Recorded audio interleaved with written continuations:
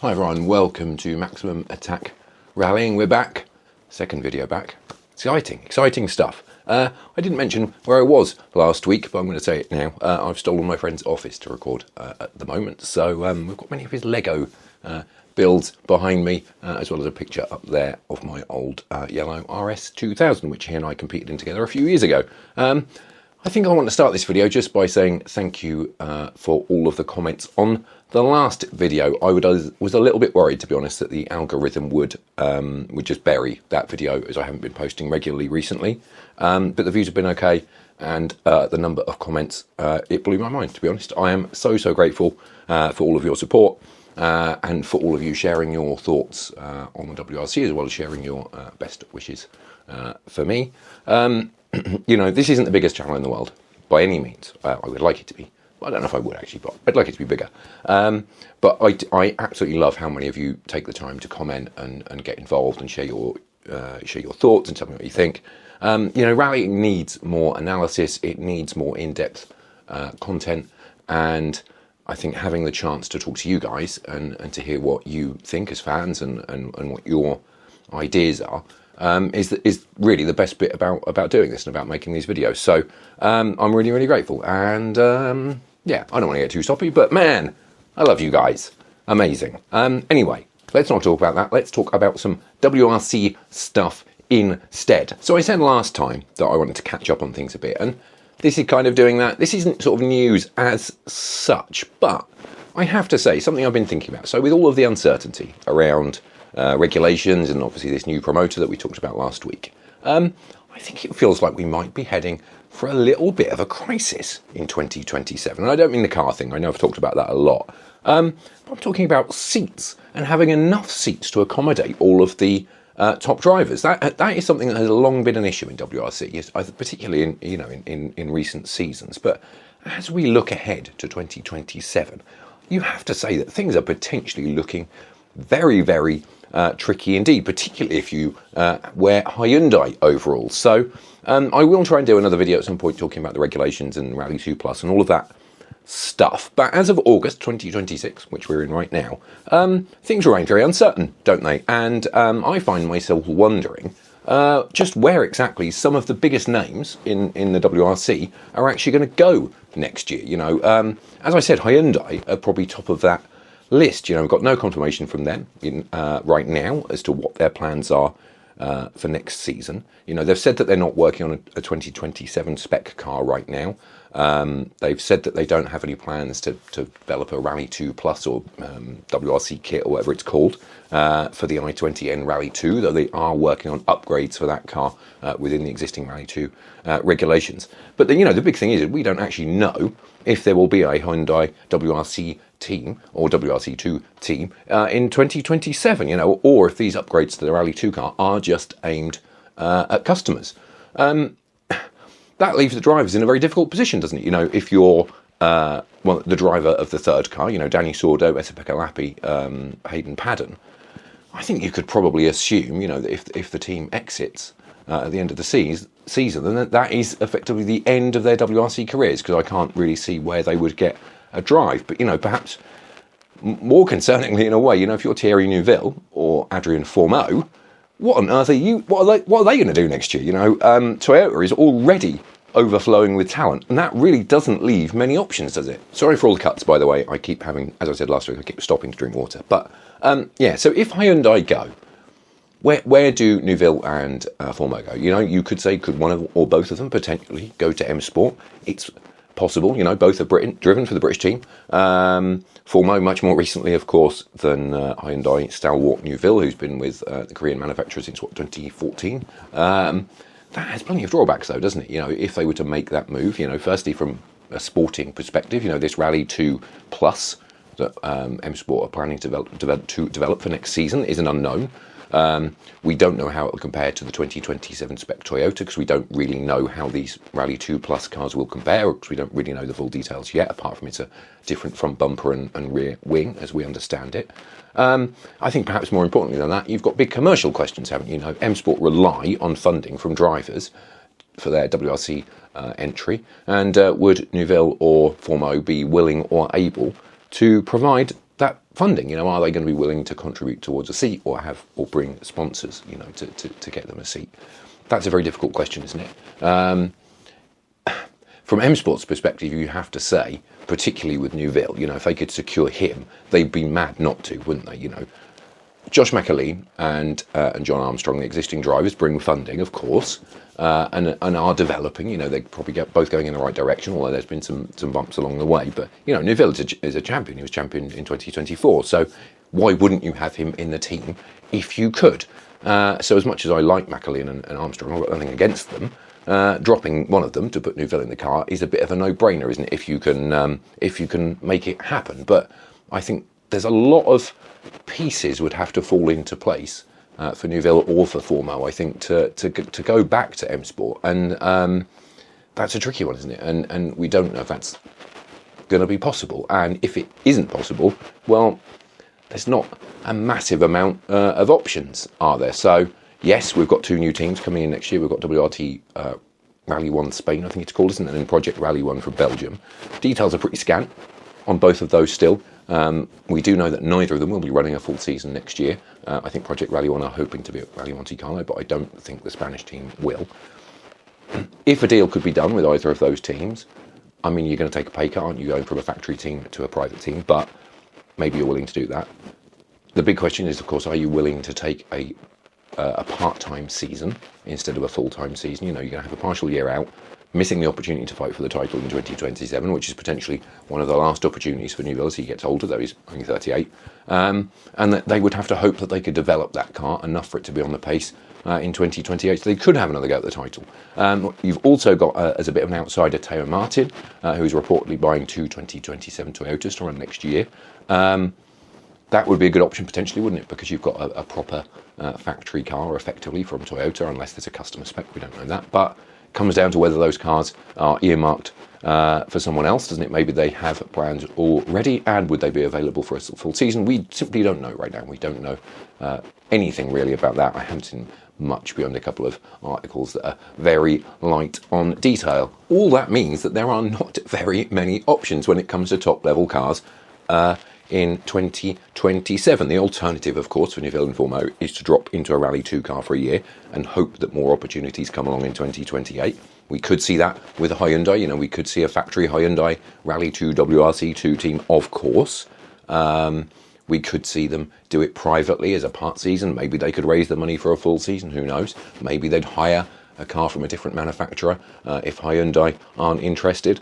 At this stage, of course, we don't know the performance difference between Rally 2 and the new 2027 cars and the Rally 2 Plus cars. For all we know, it might be possible that a Rally 2 car is still competitive, at least on some events, because we simply don't know the difference. The only indication we've had is that at some point earlier in the year, Toyota said that at the moment their 2027 car wasn't as fast as their existing Rally 2 car. But I expect when we come to Monte Carlo next January, that won't be the case and that the new car will be faster. But we just don't know, do we? And Formo has said that he would be willing, I think, to step to WRC2 for a year. Would Neuville? I don't know, I think perhaps if Hyundai committed to building a new car for the new regulations from 2028, maybe he would. That's a big if, though, isn't it? And I think with their commitments to WEC, and to other things, I think that's unlikely.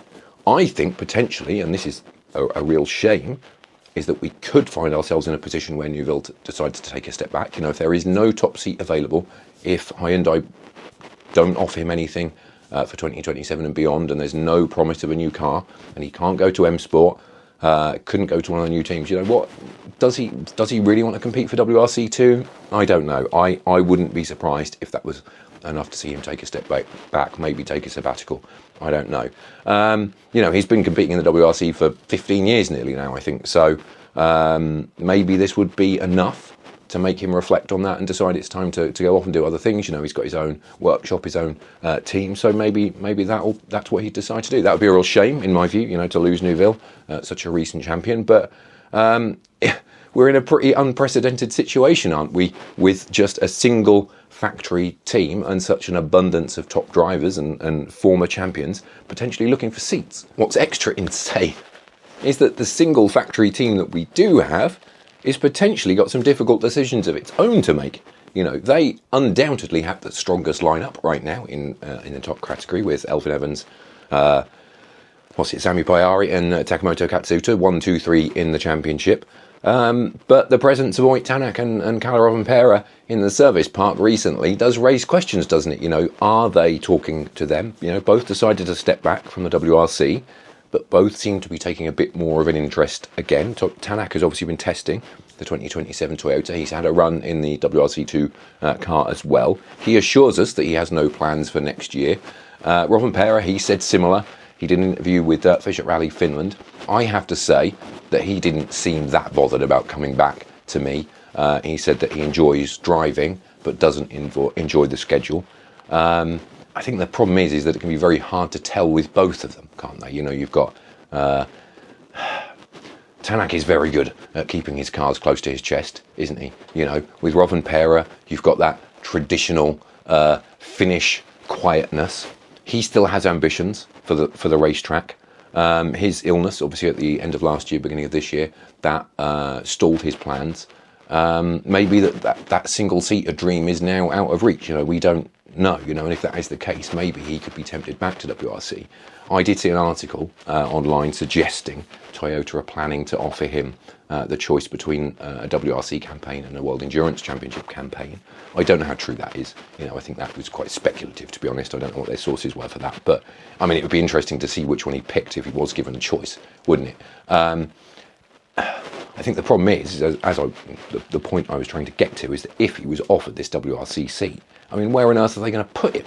You know, they have a wealth of talent at their disposal. So, you know, if they want to accommodate Rovanperä or Tanak or both, you know, which driver gives way? You know, you've got your current championship favourite and leader, Elfyn Evans. You've got Sami Payari, who's shown massive step up in performance this year, just won 2 rallies and is now a major title contender. You've got Takamoto Katsuta, who's also won 2 rallies this year and is your PR goldmine back home in Japan. Or you've got Sebastian Ogier, who's a 9-time world champion and is still good enough to win more. You know, Tanak and Rovanperä are clearly good enough that if they come knocking at the door, you have a conversation, don't you? You wouldn't send them packing. But I think I would find it very difficult to get rid of any of the current lineup because they're all doing such a good job, aren't they? You know, they're all doing really, really well, and Toyota are on course to win both championships again. I think for me, unless Elfyn or Sebastian Ogier decide to retire at the end of the season, I honestly don't see how Rovanperä and Tanak can slot into that team. But maybe that's the point, you know, maybe that is what we're going to see. You know, maybe after his accident in Finland, in particular, obviously they didn't know that before they went to Finland, you know, maybe Ogier is finally going to decide to take a step back. You know, maybe he's been thinking about that for months. Maybe maybe he'd already decided that this was going to be his final season. I wouldn't be surprised, and I think after the accident, I particularly wouldn't be surprised. You know, I think that might make him reflect. But yeah, as I say, I find it very difficult to see how those guys fit into that team with the current lineup staying in place. So if Toyota isn't an option, maybe both those guys will try one of the new teams. You know, maybe they would end up in the Spanish team or the Belgian team. Especially that would be suitable, doesn't it? Wouldn't it, if they don't want to commit to a full season? You know, if they just want to go part-time and help develop a car and just enjoy the events. That very much depends on the car, doesn't it? You know, if they were looking to come back particularly, you know, if they were looking, well, if, let's say, Project Rally 1 say, well, come and drive for us, do a part-time season in 2027, you know, we'll have a full season in 2028 and you can go for the championship. Well, that depends on the car, doesn't it? Is the car going to be good enough to beat Toyota? That's a really big question, isn't it? For a private team to go up against Toyota and beat them is massive, even within the restrictions of the new regulations. So you've got that element, and obviously you've got the commercial thing. You know, are they going to do it for no money? Are they going to be expected to bring money? Are those teams going to be able to find money? I suspect the Spanish team in particular are going to be focused on Spanish drivers because they are backed by the Spanish Federation. So you've got that element to consider as well. You know, we might see this as a means of promoting a Spanish driver or 2 Spanish drivers into the top category. So that might make it even more difficult, mightn't it? So, I mean, one thing is for sure in all of this, I can't think of a time when the WRC has faced such a driver-based conundrum. You know, I can't think of a time where we've had anything like this. You know, even if you go back to the end of Group B when that was banned in 1986, the Group A field was still broad enough and there was enough manufacturers for drivers to find seats, even if some of them were in slightly flawed cars. It's a crazy situation, isn't it? It is a really crazy situation, and it's going to be fascinating to see how it turns out. But I think it's also frustrating, that we're potentially going to have drivers left without a chair when the music, eventually stops at the end of this year when contracts are signed. We're going to have some of the best rally drivers in the world sitting on the sidelines because they can't get a seat. So, what do you think will happen? I think that's maybe the question that I should finish this with. Will Neuville and Formeau find top seats? Will they stay with Hyundai? Will some kind of deal be done? Or will they have to seek pastures new or old if they go to M Sport? Will Tanak and Rovanperä find some way back into the championship? Or do you think they're just poking around for fun rather than looking to get back into the fray? If they do come back, who might lose their seat to accommodate them? I think that's one of the biggest questions hanging over Toyota. Let me know in the comments below what you think. As always, I'm very grateful for that. While you're there, perhaps you'd hit that subscribe button, maybe hit the hype button too, if you can figure it out what it is. All that remains for me to say other than that is thank you as always for watching and for coming back, or if you're new here, for saying hello. And yes, I will see you in the next video.